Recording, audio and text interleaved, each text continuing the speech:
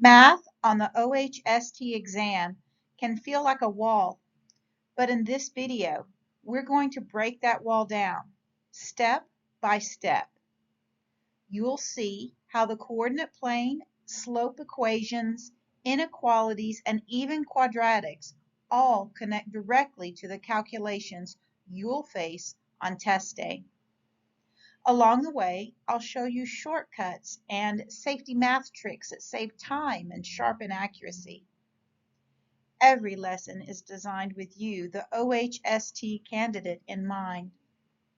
Clear visuals, worked examples, and quick review points keep the pace steady, so you learn it, see it, and remember it. By the end, you'll not only know the math, you'll be ready to use it with confidence on your exam. Let's start with something familiar, the number line.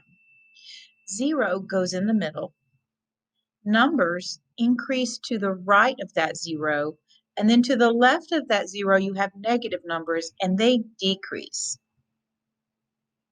Now imagine adding another number line that goes up and down through that 0 point. When we cross these two number lines, we create what's called the coordinate plane. The horizontal line is the x-axis, and the vertical line is the y-axis. The point where they meet in the middle is called the origin.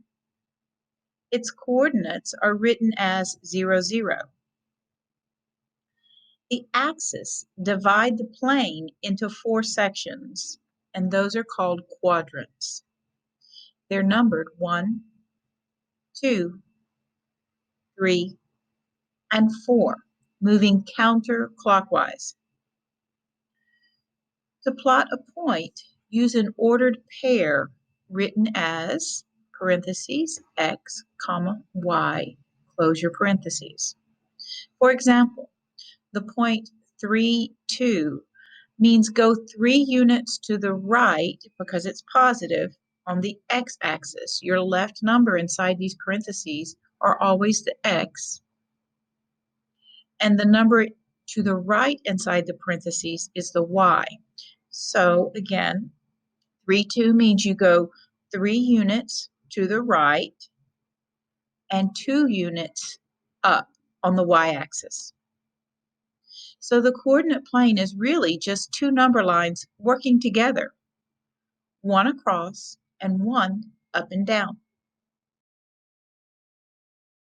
On the coordinate plane, we can calculate different things about lines and points, and 3 of the most common are slope, midpoint, and distance. In this lesson, we'll start with slope, then move on to midpoint and distance, so you can see how all 3 of these connect. Slope is often described as rise over run. That means how far a line goes up or down compared to how far it goes across. The rise is the change in the y values, how far up or down the line moves.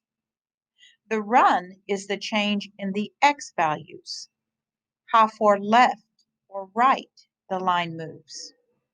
So slope is just a fraction, rise divided by run. For example, if a line goes up 2 units and across 3 units, the slope is 2/3 or 2 over 3, which a fraction is just a division, isn't it? Numerator divided by denominator. If the line goes downward, the slope is negative. That means for each step to the right, the line goes down instead of up. If the line doesn't rise at all, just straight across, that slope is 0. And if the line is straight up and down, the slope is called undefined because you can't divide by 0. So remember, slope is rise over run, up or down, divided by left or right. But slope isn't the only calculation we can make on a coordinate plane. We can also find the midpoint and the distance between 2 points. The midpoint is the exact middle between 2 points. It's like finding the halfway point between 2 cities on a map. Calculate the average of the x-coordinates and the average of the y-coordinates to get this midpoint. So let's use points 2, 4, and 6, 8 as an example. To find the midpoint, we would get the average of your x values, so x sub 1 is 2, plus x sub 2 is 6, and divide that in half. 2 plus 6 is 8, divided by 2 is 4. So our first point for our midpoint is 4. That's our x value. Step 2, we've got to do the same thing with the y coordinates. So we take y sub 1, which is 4, add it to y sub 2, which is 8, and divide that in half. 4 plus 8 is 12, divided in half, that's 6. So our midpoint is 4, 6. Now let's look at the distance between 2 points, which is just the length of the line that's connecting those points. You take the square root of x sub 2 minus x sub 1, that's your second x minus your first one, and square that, plus y sub 2 minus y sub 1, so your second y minus your first y, and square that. Don't forget to take the square root of all of those together. That gives us the length of the line. So let's take our 2 points, the same ones, 2, 4, and 6, 8. That's the square root of 6 minus 2 squared plus 8 minus 4 squared. So 6 minus 2 squared is 16, plus 8 minus 4 squared is 16. 16 plus 16 is 32. Take the square root of that, and you've got 5.66. So on the coordinate plane, we now know 3 key calculations. Slope tells us how steep a line is. Midpoint shows us the exact middle between 2 points. Distance measures how far apart those points are. Each one builds our understanding of lines and points, and together they give us a strong foundation for working with graphs.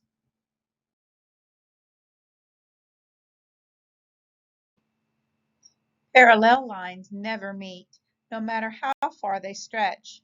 They run side by side, always the same distance apart. Perpendicular lines, on the other hand, cross at a perfect right angle, 90 degrees. Together they form the backbone of geometry and the structures we rely on every day. All right, let's refresh with some basics. A monomial has just one term, something like 7x. Add another term, and we've got a binomial. 3 terms, that's called a trinomial.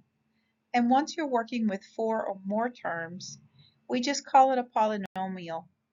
Simple names, but they set the foundation for everything else we do in algebra. All right, before we dive deeper into solving equations, let's ground ourselves with the 3 golden rules of algebra. Rule number 1, always isolate that x. Your goal is to get x by itself on one side of that equation. Doesn't matter which side. Rule number 2, in order to move something across the other side of that equal sign, you have to use the opposite operation. Addition becomes subtraction. Multiplication becomes division. So we're moving things to the other side of the equation opposite of the x, and we have to do that using the opposite operation. And finally, rule number 3, whatever you do to one side of the equation, you must do to the other side. So if we have a positive number and in order to move it, we have to subtract that positive number on the left side, then we have to also subtract that same amount on the right side. Keep these rules in mind. and that's going to keep your math balanced and accurate every time. So let's use my three simple rules to solve this equation. Rule 1, isolate x on one side. Rule 2, use the opposite operation to move the numbers across. And Rule 3, whatever you do to one side, you must do to the other.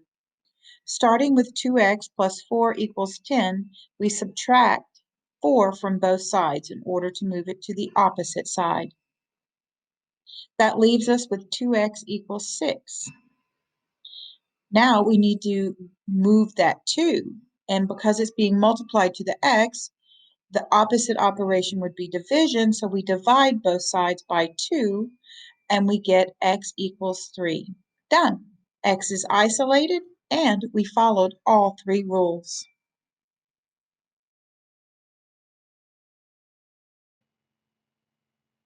You've already seen how simple algebra works.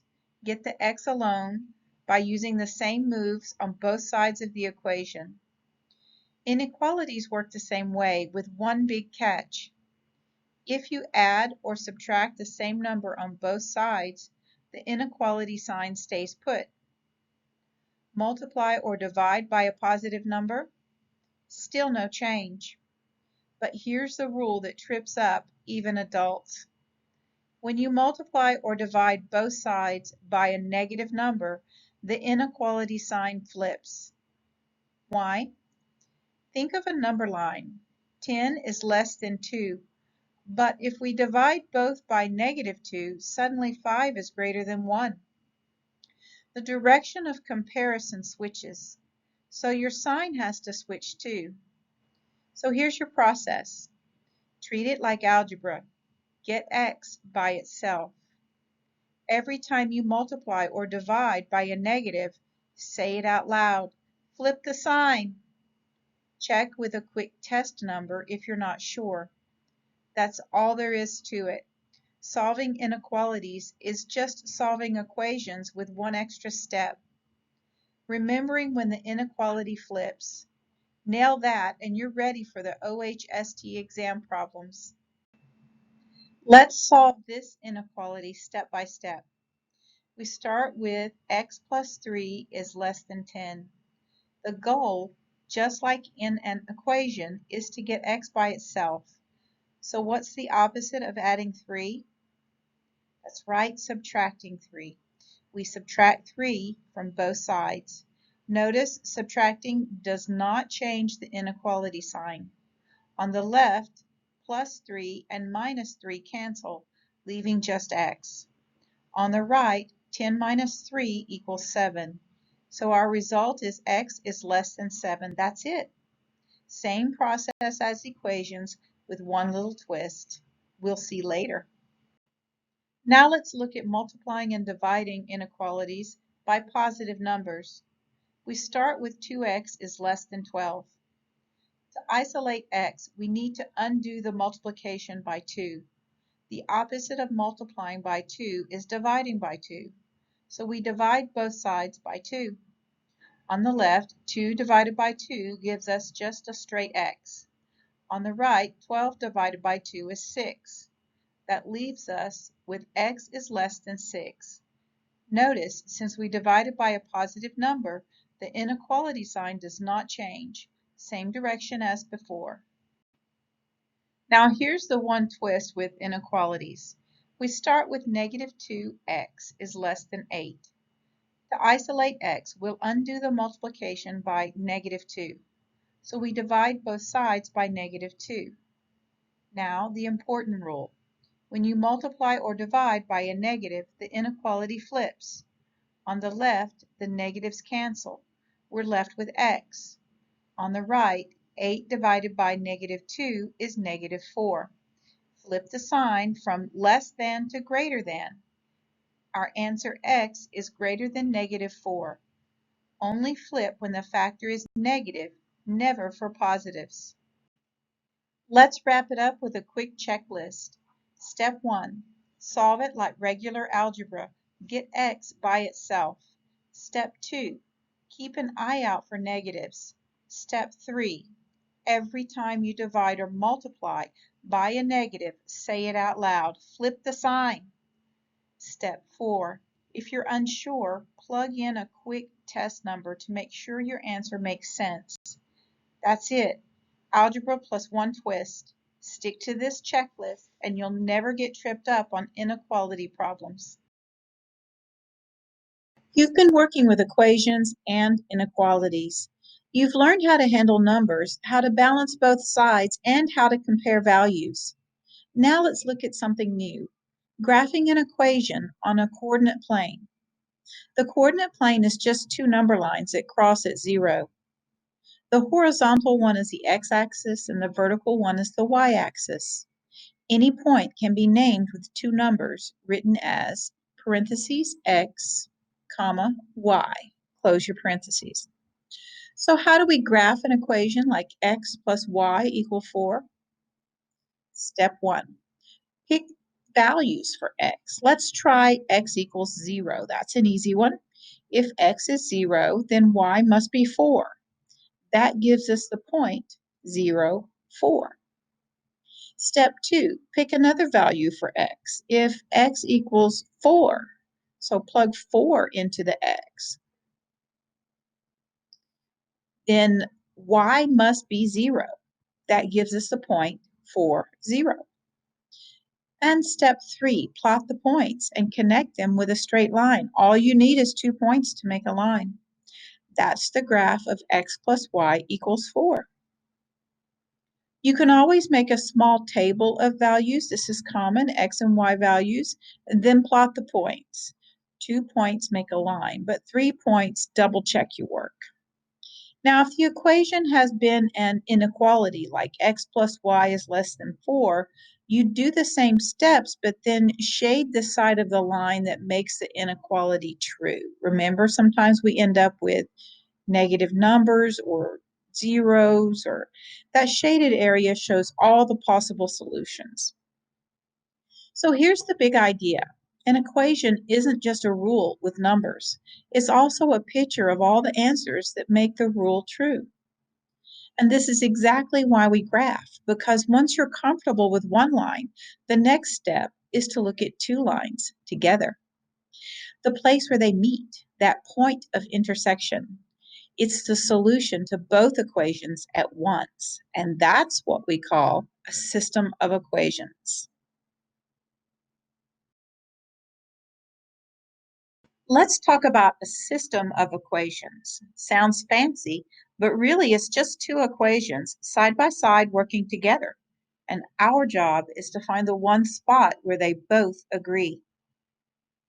Picture a coordinate plane, the x-axis running sideways, the y-axis running up and down. Each equation you write is like a set of instructions for drawing a line on that grid. The first line might slope up. The second line might slope down. And where they cross, that's the solution to the system. That's the pair of numbers that works in both equations. Why does that crossing matter? Because at that exact point, the x and y values satisfy both equations at the same time. It's the mathematical sweet spot.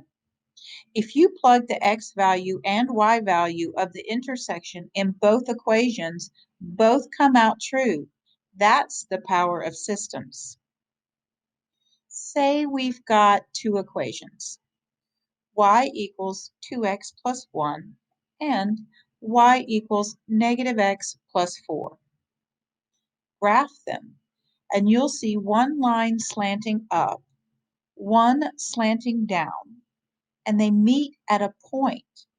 Let's say that point is 1 and 3.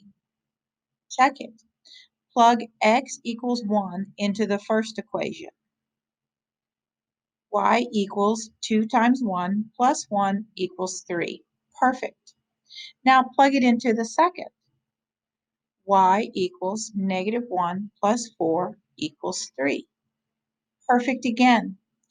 Both equations agree. That's the solution. Now, not every system works the same. If the lines cross once, there's one solution. If the lines are perfectly parallel, they'll never meet, no solution. And if the lines are actually the same line, they overlap everywhere. That means infinitely many solutions. So a system of equations is like a traffic intersection. Sometimes there's one crossing, sometimes no crossing, and sometimes they ride along the same road forever. So here's the takeaway. A system of equations is just two or more equations working together. Graph them, and the solution is where they meet. One point, no point, or every point. That's the story of systems. And once you see it on a graph, the mystery disappears. Two lines, one crossing. That crossing is the answer. Let's take a moment to understand the weighted mean. A weighted mean is just like an average, but it gives more importance to certain numbers. Think of it this way. Some numbers carry more weight, more influence than others. Here's how to do it. Step 1, multiply each number by its weight. That tells us how much each number really counts. Step 2, add those results together. That gives us the total weight of all values combined. Step 3, add up all the weights by themselves. This is your denominator. And step 4, divide the total from step 2 by the total weight from step 3. That answer is the weighted mean. Now let's look at weighted mean using a real-world safety example. Imagine a construction site safety board. On it, you see two numbers, one for minor incidents, 10 cases, one for serious incidents, 5 cases. But here's the catch. Serious incidents count more. Let's say each serious incident is worth 2 points because of its greater impact. So we multiply 10 minor incidents times 1, that's 10, and 5 serious incidents times 2, that's 10. Together they give us a 20 weighted points. Next we add the weights, 1 for minor and 2 for serious, that equals 3. Finally, divide 20 by 3, and the weighted mean comes out to 6.7. This weighted mean tells us that this site's safety picture is pulled upward by the severity of those incidences, not just the number. That's why weighting matters. It gives a fairer picture when some numbers carry more weight than others. Polynomials can look overwhelming, but with the right method, they're just patterns that you can crack step by step. Let's break it down with the FOIL method and rational expressions. FOIL is a memory trick for multiplying binomials. First, outer, inner, and last. Example, we have x plus 3 times x plus 5. Our first is x times x. That gives you x to the second. Multiply our outer, x times 5, that gives you 5x. Multiply your inner, 3 times x gives you 3x. And then multiply your last, 3 times 5. That gives you 15.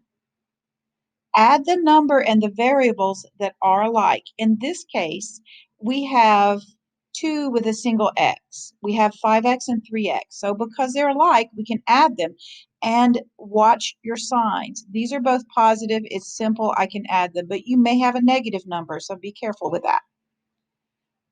When you add them up together, they make 8x.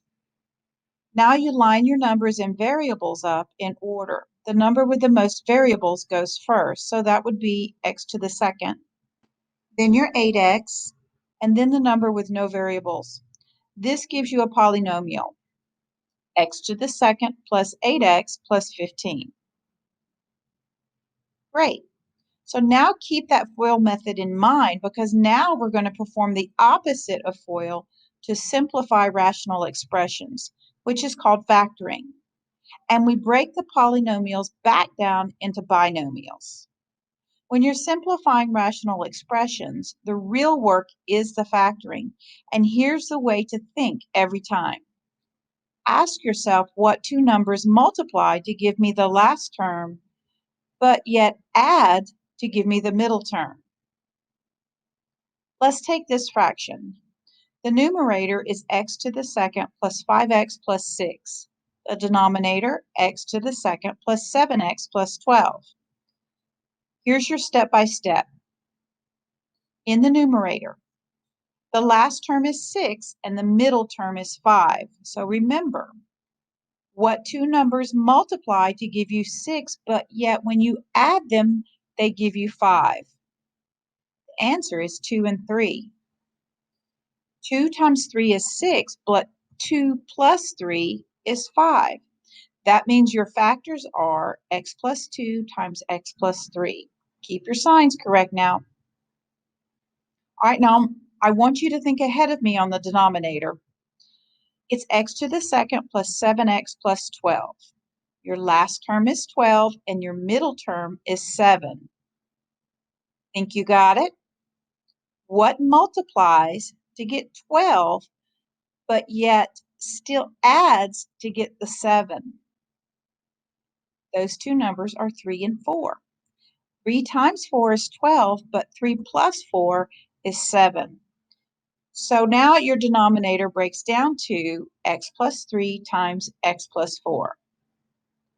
Now that both are factored, we see a match. We have x plus 3. Cancel it top and bottom, and we're left with x plus 2 over x plus 4.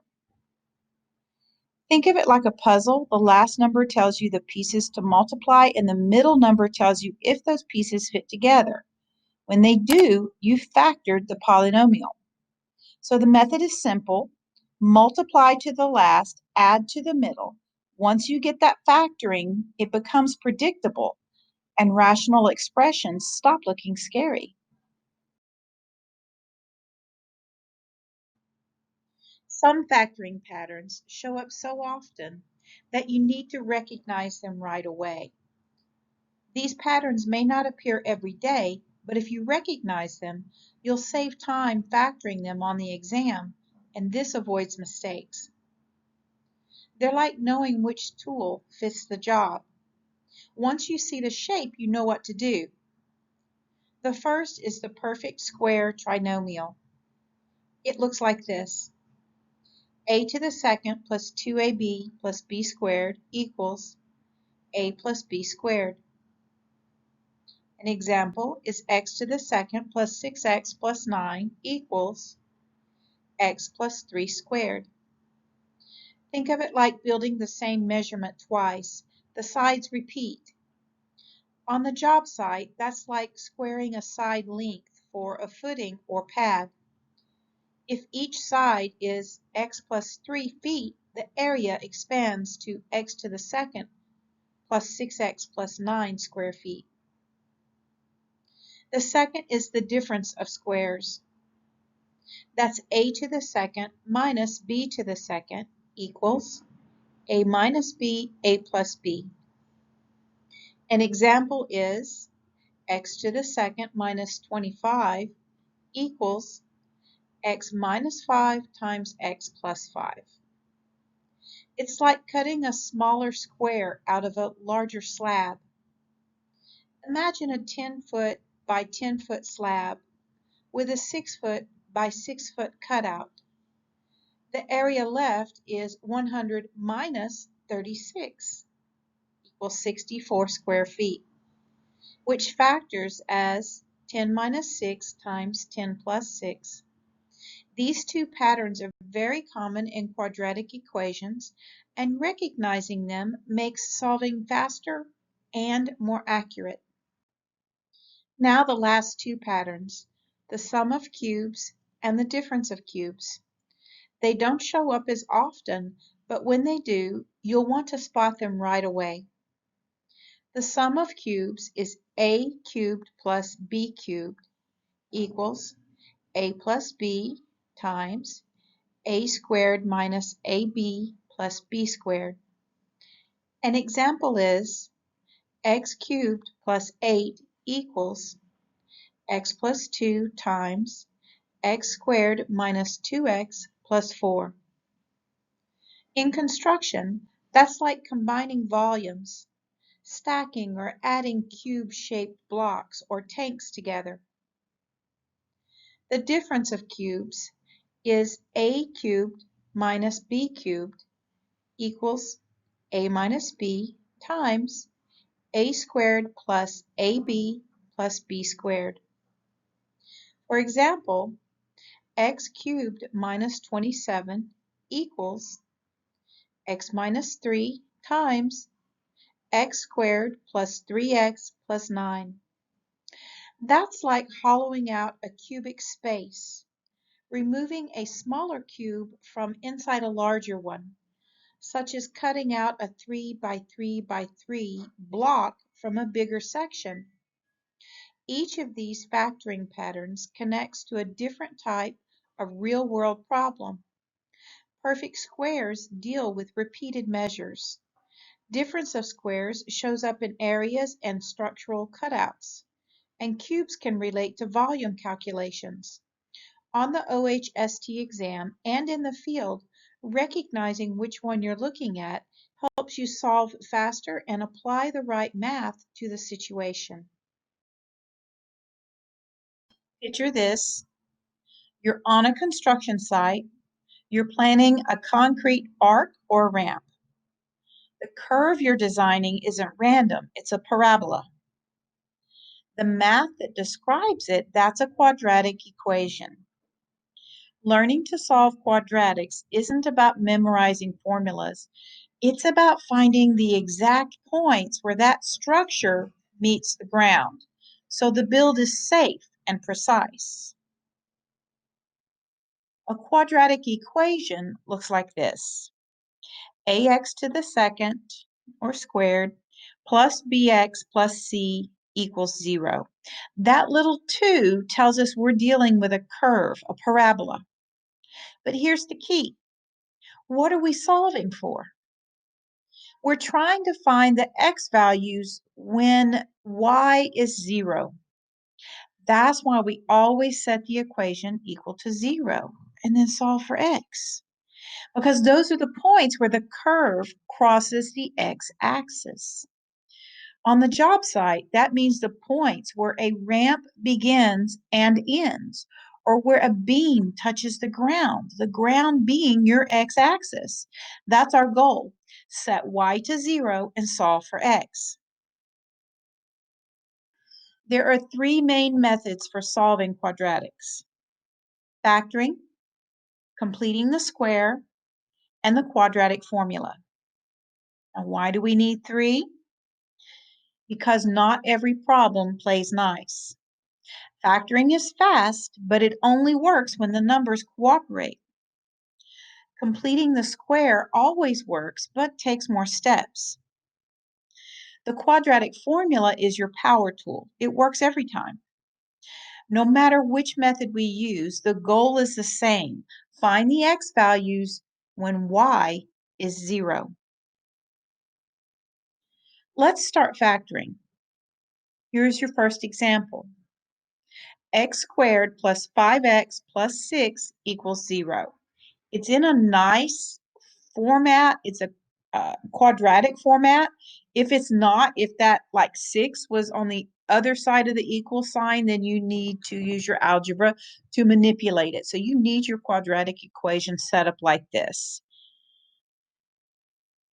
But this equation is already equal to 0, so we can factor. What two numbers multiply to give you 6, but yet add to give you 5? That's 2 and 3. So the equation factors as x plus 2 times x plus 3 equals 0. That gives you x is negative 2 and x is negative 3. Both are mathematically correct, On a job site, if this curve represents where a walkway touches the ground, these are the 2 points where it hits ground level. Factoring is like a hammer, quick and simple, but only works when the numbers fall into place neatly. Let's solve this quadratic using completing the square method. Step 1. Start with the equation x to the second plus 6x minus 7 equals 0. Our goal is to find the x values when y equals 0, the points where the parabola hits the x-axis. Step 2. Move the constant to the other side. That gives us x to the second plus 6x equals 7. Step 3. Now we complete the square. To do this, take half the coefficient of x. Half of 6 is 3, and square it. 3 squared equals 9. Step 4. Add 9 to both sides to keep the equation balanced. Remember, whatever you do to one side, you have to do to the other. X to the second plus 6x plus 9 equals 16. Step 5. The left side is now a perfect square trinomial that factors as x plus 3 squared equals 16. Step 6. Take the square root of both sides. X plus 3 equals plus or minus 4. Step 7. Solve for x. X equals negative 3 plus 4 equals 1, or x equals negative 3 minus 4 equals negative 7.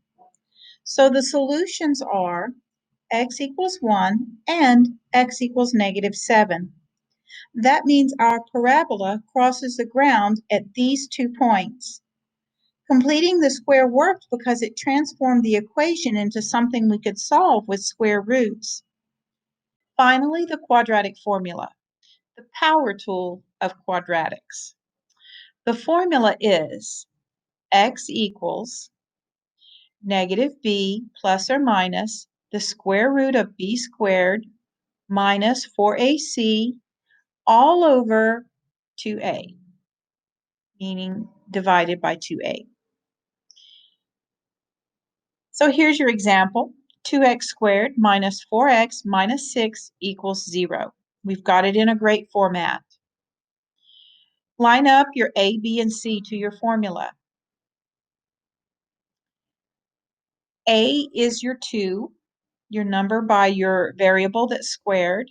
B is negative 4. Don't forget your signs. That's your number that is next to the single variable.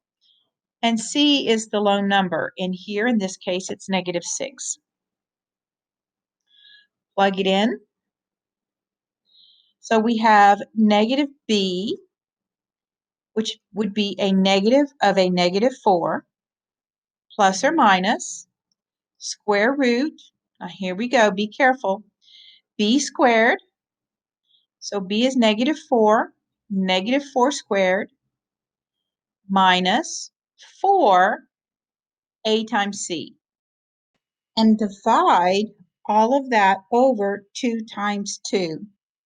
So 4 plus or minus the square root of, so a negative 4 squared is 16, plus negative 4 times 2 times negative 6, all comes down to 48, divided by 2 times 2, which is 4. We now have 4 plus or minus the square root of 16 and 48 is 64, divided by 4. So now we have to put 4 plus or minus the square root of 64, which is 8, divided by 4. That gives us 2 answers, and that's fine. This is what we're looking for. X is 3, so 4 plus 8 divided by 4. And then 4 minus 8 divided by 4. So that would be negative 1. So our 2 answers are x is 3 and x is negative 1. So here's the big picture. Factoring is quick but limited. Completing the square always works but takes longer. The quadratic formula never fails. And remember, the reason we set equations equal to 0 is to find the x values when y equals 0, where the curve crosses the axis. One last tip. If the number in front of the x squared is positive, the parabola opens upward. If it's negative, the parabola opens downward. Recognizing this quickly can help you eliminate wrong answers on multiple choice tests. You've just mastered the core math that shows up on the OHST exam: slopes, equations, factoring, and more, so you can walk in with confidence. Now take the next step. Subscribe to Field 2 Compliance for upcoming lessons in geometry and statistics. For quick refreshers, explore my Math Bites series or use the 5-second OHST topic flashcards to lock in key concepts fast. And don't miss the other domain playlist waiting for you. Keep practicing, keep pushing forward, and I'll see you in the next lesson.